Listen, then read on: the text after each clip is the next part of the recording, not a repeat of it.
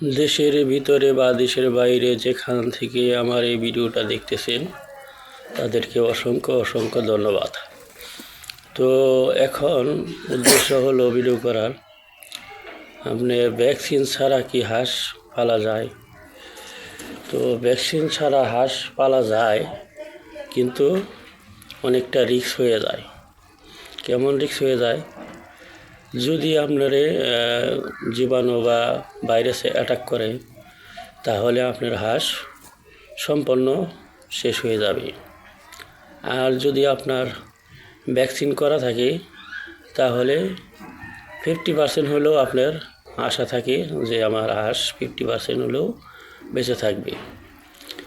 আর মূলত ভ্যাকসিন করার কারণ হলো, আমি ভ্যাকসিন করার পর নিরাপদে থাকার বা নিশ্চিন্তে থাকার। ধন্যবাদ সকলকে।